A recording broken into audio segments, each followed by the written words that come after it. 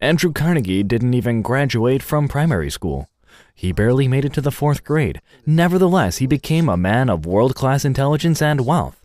He was self-taught. Despite his self-learning, he became so wealthy that people asked him to share the secret of his success. In this Carnegie Steel Corporation, in front of thousands of people, he would give lectures on the ways to become rich. According to his theory, there are 6 steps to riches. First, fix in your mind the exact amount of money you desire. Not just a lot. Be definite as to the amount. Second, establish a definite date by which you intend to possess the money you desire. Third, determine exactly what you intend to give in return for the money you desire. I'd say earning $10K a month running a hair salon or a mom-and-pop grocery store would be nearly impossible. These services don't give enough revenue. So far, I have touched on how much, by when, and what. Let me carry on to the next 3. Create a definite plan for carrying out your desire. 5th, write all these down on a piece of paper. They didn't have computers in those days. 6th, read your written statement aloud twice daily, once in the morning and once at night. How did the steel workers react? That's ridiculous. That's not going to make us rich. Only about 20% of them followed Carnegie's advice. That 20% indeed became rich. This is exactly what autosuggestion is all about. It's true even now. However, Carnegie was not a scholar. Even though he wasn't a scholar, his experiences proved him right. Psychologists couldn't agree with him more about this autosuggestion concept. Okay. I've been lecturing about capital for some time. It doesn't matter if you forget everything else, but this capital must be remembered. People don't realize that we all have our own sense. Medical doctors say that our senses are determined by what we eat. If you consume garlic, your body will smell like garlic. The food you consume decides what you smell like. However, we don't consume only through our mouths. We acquire through our eyes, ears, and even through our minds. There is an expression that goes, make up one's mind. The Analects of Confucius teaches pregnant women not to look at bad things, not to hear bad things, and especially not to eat bad food. That all makes sense, right? Don't bear harmful thoughts. The baby is harmed by those bad influences. Ancient wise people said that eating or consuming is done not only through our mouths, but through our eyes, ears, and minds. The results of your consumption show through the smell of your body. Let me tell you about being lucky with people. It means that a person has a fragrance. Fragrances attract bees and butterflies. A fragrant person has been consuming only good things. Through his eyes, ears, and mouth. Especially through his mind, he took in only pleasant experiences. If your mind acquires only pleasant things, you will have a fragrance. Just as with bees and butterflies, people will flock toward you. There are 2 things that can hover over you. Just as fragrances attract bees and butterflies, terrible odors will attract flies, roaches, and other disgusting creatures. When rotten, power and money reek of corruption, which will in turn attract rotten people. When that odor disappears, that crowd vanishes with it. When fragrances attract bees and butterflies, there will definitely be seeds and fruit. You want those bees and butterflies around you, so that you can bear the fruit called compensation. You want your dreams to come true, don't you? Don't let your dreams be only wishful thinking. Dreams come true only when they are combined with definite and concrete objectives, planning, and execution. Just wishing will never make them come true. Merely saying, "I want to become the world's best soccer player," is only wishful thinking. You actually have to do something. You must practice every day and undergo serious physical training. Only then can your dreams come true. Dreams do come true. You want your dreams to come true, and don't want them to be merely illusions. It's much easier and more carefree to be a follower than a leader. Leaders have it tough. Leaders have to come up with new ideas and brave unbeaten paths. Does anyone around here want to be ordered around all their lives? With Atomy, it's nearly impossible to live only as a follower. You can't stay at the bottom for long because you will have partners. Always consider everything from this point of view and look ahead to the future. This net represents capital. You want your net to continually expand with people constantly flocking to it. For this, you must have a nice scent. Being lucky with people means that you are surrounded by many talented people. There must be a good reason for these people to follow you. Our diets determine the smell we put out. What about the toxins that build up in our systems? What do you call the process that removes these toxins? It's called detoxification. Removing poison from your body is called detox, to be simple. Speaking of detoxification, it can be assisted by taking in good water and good food. However, mental, psychological, and emotional detoxification can't be done with a good diet. Detoxification of our minds is far more important. Without detoxifying your mind, you will always stink of negativity. Food is easily removed, but if you keep having bad thoughts, you will always carry a terrible stench. In the end, only smelly, gross insects will surround you. So, how can we detoxify our minds?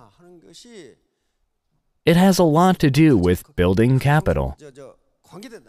You start from here in this network, and you want yourself to spread out to many people. These are your bees and butterflies. Those bees and butterflies will keep pollinating, so that you can keep bearing good fruit. Eventually, those fruits will grow into enormous social capital.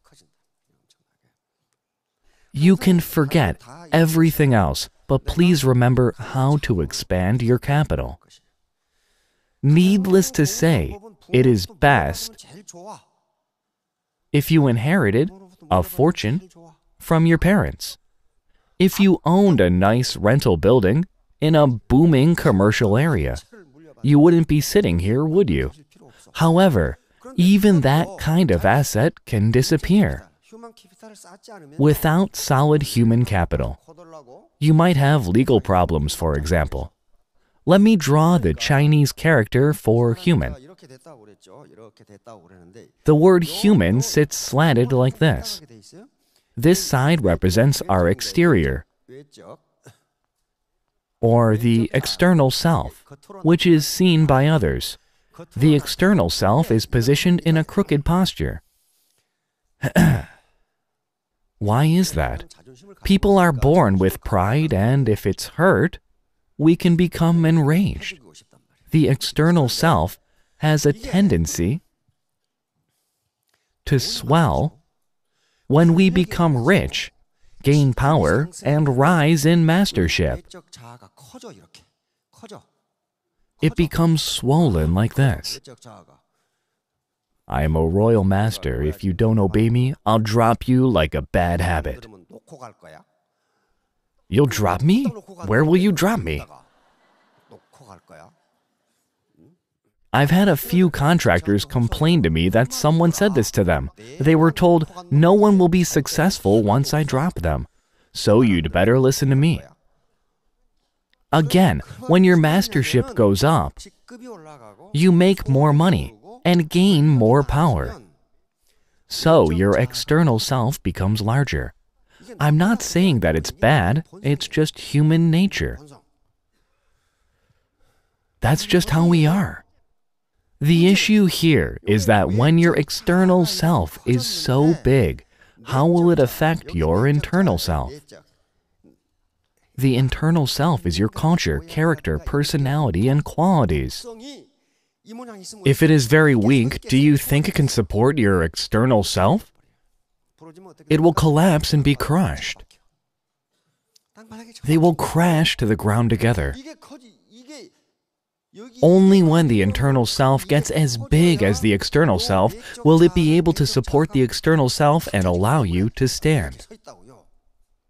Imagine if only one of our legs ever grew longer, while the other stayed the same length. You would never be able to stand and would constantly fall to the ground. That's what's happening in our society.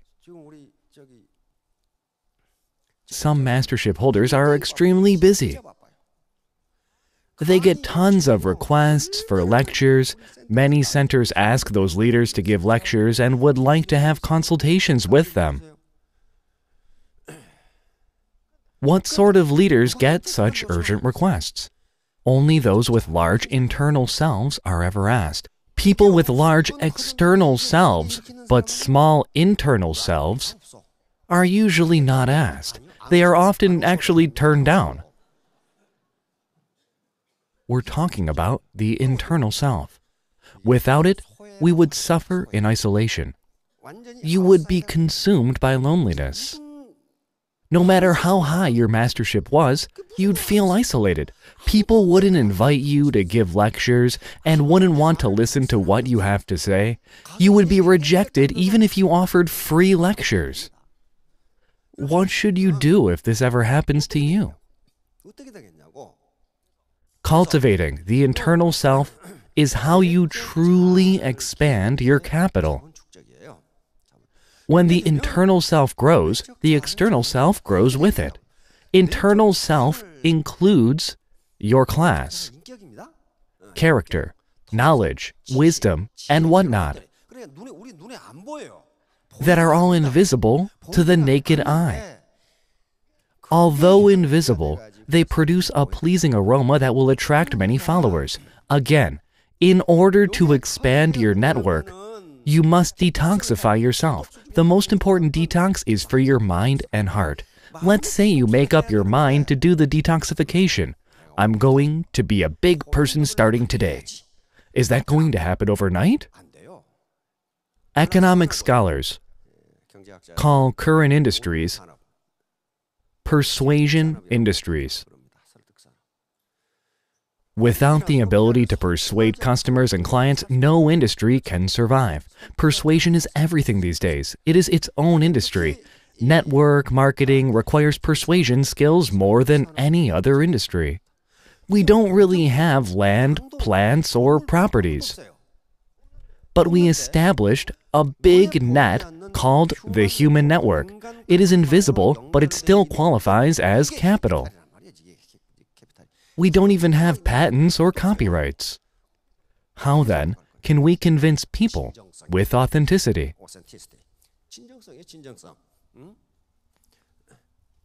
In other words, you should approach people sincerely.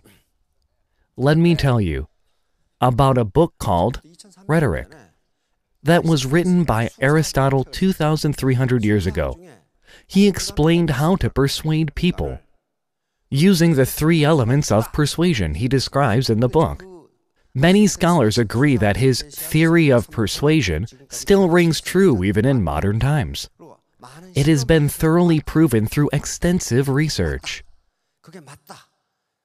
The first element of persuasion is logos, which means logical speaking and appealing to rationale. These products are of absolute quality and of absolute prices. The 6-item set has superior ingredients and thus is better than any other. Don't take my word for it, it's all proven in the video clips. Is what I just said logical or not? I didn't make this up.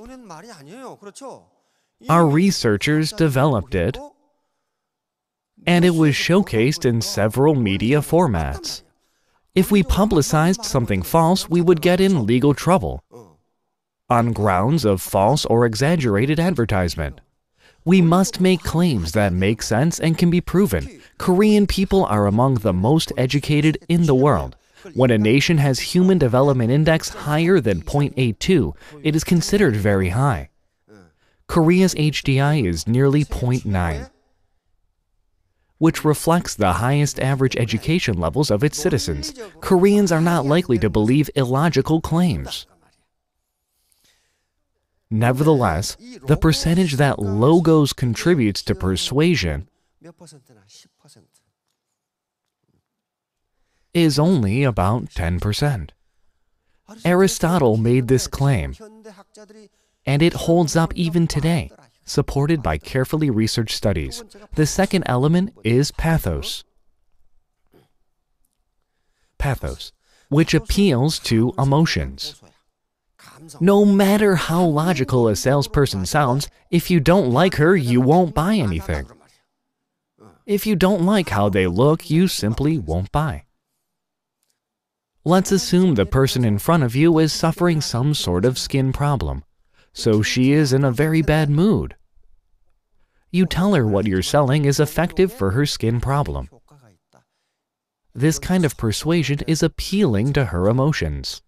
Whether your speech is logical or not is secondary. Pathos contributes 30% to any attempt at persuasion. 60% remains and depends on something called ethos.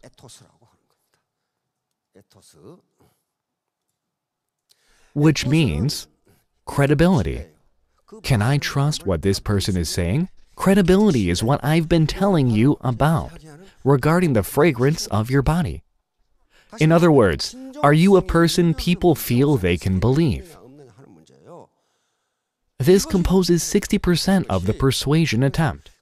Whether the salesperson speaks correctly, whether the company is a reasonable one, and whether they sell good products at low prices or not, only make up 10% of sales talks. Many business experts in the US have found this to be completely true. They researched the chances of salespeople's success. What were the results? Surprisingly, the appearance of a salesperson decides 80% of the sales. Appearance here doesn't refer to how good-looking they are. It refers more to their manners, the way they talk, or the sincerity they show during the sales pitch. The quality of goods or the reputation of the manufacturer mattered less than 10%.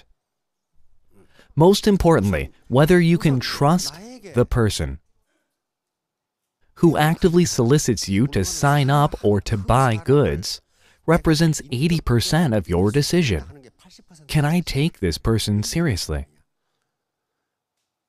It doesn't matter if you're good-looking or not. Some people just look like con artists for some reason. It's because they have lived like that all their lives. What they're thinking shows through their faces, which are apparently dishonest. I'm sure you've all met someone like this. Therefore, you really need to develop your internal self. Just as the Chinese character for human When doing the Atomy business, your external self will continue to grow. Your mastership will go up and your income will go up with it. What will go up even higher will be your ego. You can become full of hot air and begin acting stuck up. If your internal self can't support your external self, your entire self will crash face first to the ground. It will seem as if all your downlines are collapsing. Instead of growing, they will all fall apart. Look at what is happening in society right now. People who used to wield so much power have fallen because they hadn't established this internal self. If you instead develop it, you will be equipped with capital. In the Analects of Confucius, learning is classified into two types. One is learning to gain wisdom for oneself. The other is learning to accomplish exterior goals.